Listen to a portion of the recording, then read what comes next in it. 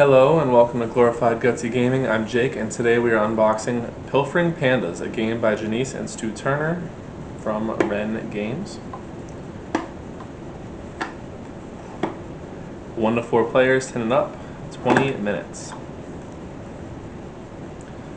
A weirdly addictive reinvention of Rummy. The pandas have decided they want freedom and are plotting their escape from the zoo. The opportunistic meerkats have agreed to help them in exchange for food. Racing against other players or the zookeeper, you must pilfer food by collecting sets in a game that's suitable for families and adults alike. Unlike in most card games, discarded cards are spread so they're visible to all. You may pick up as many as you want, making huge plays of sets in a single turn, but choose wisely as this will raise the zookeeper's suspicion. Competitive cooperative solo.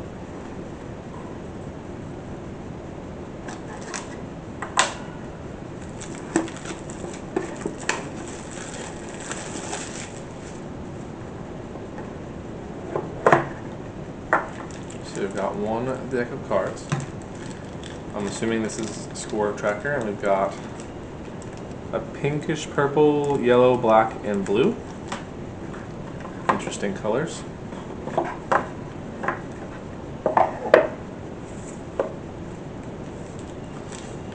And we've got rules and the board. So that's one side. This is the other side. I'm not sure what the difference is, or if it's just your own choice. But let's look at the book.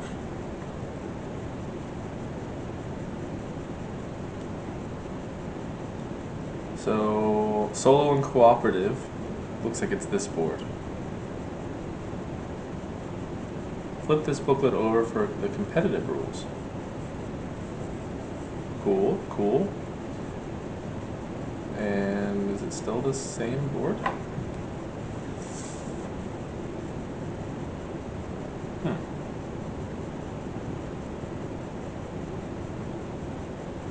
So this is an escape track. And the markers are panda markers.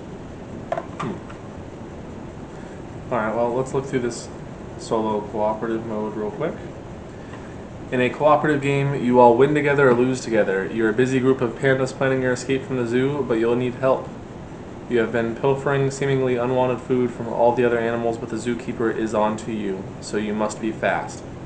You must quickly trade all the food you have pilfered with the opportunistic meerkats who have promised to help you all escape. But be careful, try not to raise the zookeeper's suspicion, as that'll make your escape much harder. You'll need the following components to play the solo or cooperative mode. So there's a bunch of cards, which are here, and the board and the markers, which are here.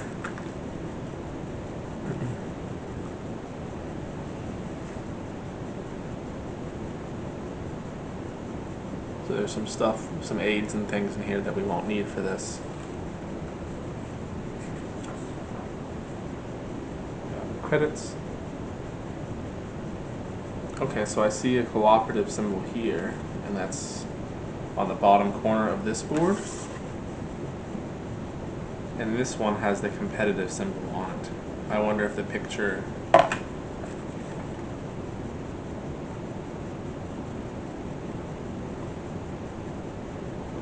I wonder if they just used the same picture on accident.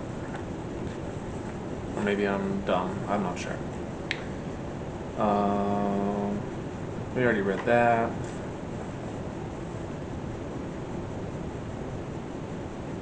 So for the solo variant, there's yellow boxes and you'll follow those. Okay, seems simple enough.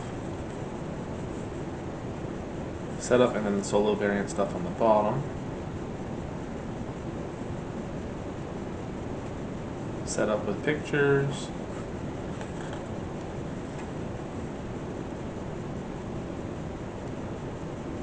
Kind of some card explanation, order of play.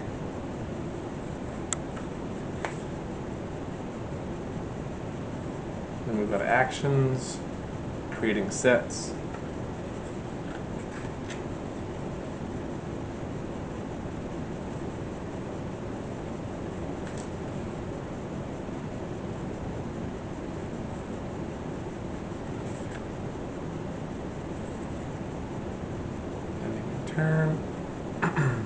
looking for endgame winning conditions and such. When you empty your hand for the first time at any time, and if you have met all the win conditions, you may immediately end the game and move to the final escape check. If you choose to not immediately end the game, the win space has not been reached. You must take the timer card. The timer card means that the zookeeper now knows about your plan to escape and you have limited time to get out. When the timer card is taken, you must immediately place the timer card in front of you with start at the top. Return the raised suspicion card to the box. Its effect no longer applies to any player. Each time play passes to a player with 0 cards in their hand at the start of their turn, the timer card must be rotated 1/4 turn. If you reach the 4th side of the timer card, time is run out and you immediately lose. And there's a tip. Solo variant. Timer card is not used in solo games. The game ends when you have no cards in your hand. You must immediately progress to the final escape check if the win conditions have been met. Else you lose. Win conditions. To win, you must trade enough of your pilfered food with the meerkat so that they will help you all escape. You must meet all of the following win conditions to proceed to the final escape check. The panda marker has reached or passed the win space on the escape track.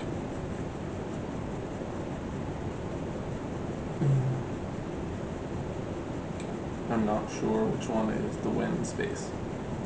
So I'm looking at the board. Maybe it will tell me. One or more players have 0 cards in their hand. The zookeeper has not caught you. If you have met these conditions, continue to the final escape check to see if you have managed to elude the zookeeper. Final escape check. When you start your final escape check, you immediately drop any untraded food. To check if you have escaped, you must collect together the cards remaining in all players' hands. Advance the zookeeper marker by the total value of these cards as shown in the table below. Card type, so all the colors. It looks like the zookeeper moves 1 per panda icon that I guess is on those cards. And the key cards, it looks like it's 1 zookeeper move per zookeeper icon. If the panda marker is still ahead of the zookeeper marker, you win the game, otherwise you've been caught and you lose. Solo variant.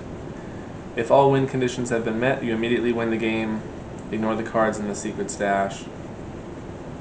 The cards in the secret stash are considered cards remaining as defined in step 1 or step 2. Lose conditions. The zookeeper has caught wind of your activities and is determined to prevent your escape. If you take too long, then your attempt will fail, as the other animals will notice you pilfering their food and take steps to stop you. The game immediately ends and you lose, and if any of the following occur, you are caught.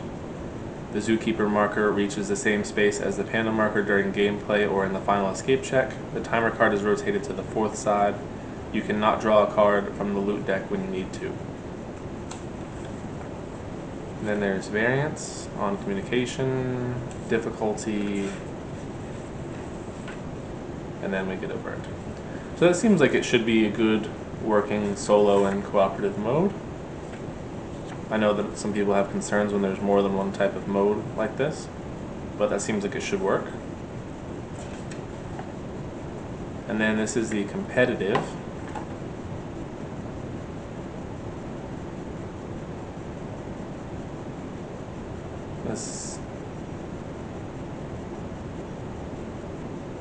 So this is a little bit different. In Pilfering Pandas, you must trade the most food with the meerkats to ensure that they help you to escape the zoo rather than the other pandas. The game ends when one player empties their hand completely. You then work out who traded the most food and has secured the meerkat's help. And then there's difficulty levels, setup. Now, that picture is right.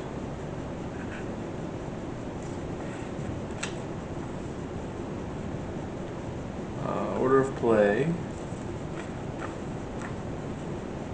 Perform actions, trading sets, new sets. I was just like looking at the end mostly.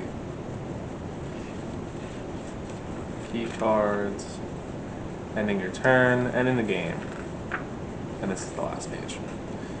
To end the game, you must have traded enough food with your meerkats by creating sets. You should achieve both of these game end conditions. Your hand is empty. Your trade area meets or exceeds the value on the game end condition card.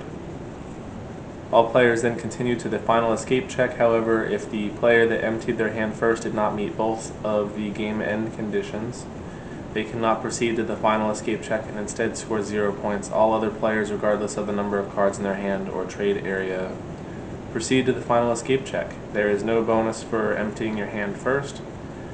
The game also ends if any player cannot draw a card from the loot deck when they need to. All players immediately proceed to the final escape check regardless of the number of cards in their hand or trade area. Final escape check. Once the final escape check has been triggered, scores are calculated for all players in this check as follows. If you have met your panda requirement, advance your panda marker equal to the number of panda symbols on your panda card. Move your panda marker back a number of spaces equal to the number of loot cards remaining in your hand, then discard these cards, ignore their value, and exclude key cards. Move your panda marker back -2 spaces for each key card still in your hand. If playing multiple rounds, make a note of your score and add it to any previously earned scores to calculate your overall total score. When the agreed number of rounds has been completed, the player with the highest total score wins. Alright. A lot of rules there because it has multiple game modes. But let's take a look at these cards finally.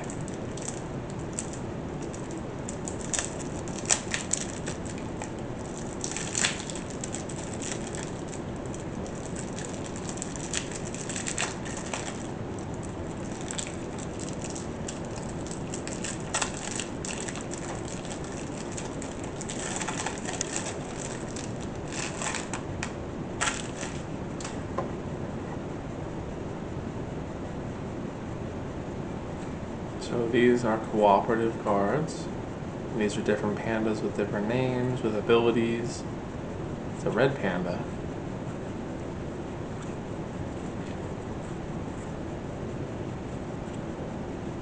Oh, and the other side is competitive. Okay. These have key symbols on them, and these have different animal symbols. These are double-sided.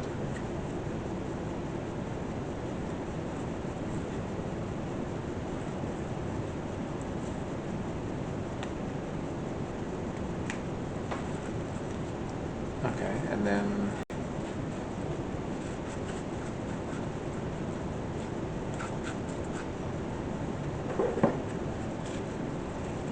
these are all panda-backed. Foiled plan pickpocket, foiled plan backdoor trade, clear out, sharing is caring, redistribution, competing thief, redeployment. These are all cooperative. Bonus haul, rubbish, rummage. Alright, then we've got a key card, another key card, so a few key cards. And then we've got different animals, or different suits with different numbers from 1 to 9, and yellow, purple, blue, which doesn't look like the counter color-wise. This looks more green. And then that one's red, so that doesn't look like the pink counter.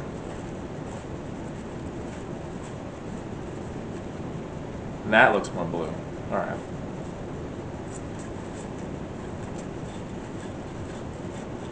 Alright. These are red panda backed.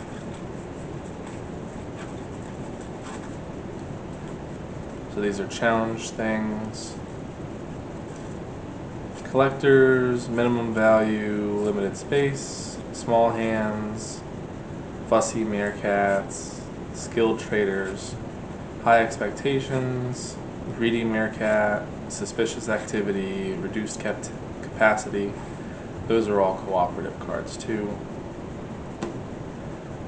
Panda movement, reference card, final check win reference, zookeeper movement reference for cooperative, win conditions for cooperative solo, multi-card pickup, game end condition for competitive, turn order cooperative, and actions for cooperative on the other side, meerkat limit, ease normal cooperative, and then hard on the back, raise suspicion and cooperative, you lose cooperative, turn order competitive, in different colors. And the back has actions for competitive, final check win for competitive, turn order solo, action solo, multi-card pickup for the other one. Visit our store. Alright, that is all the cards and everything in and on the box of Pilfering Pandas. Thank you for watching. Goodbye.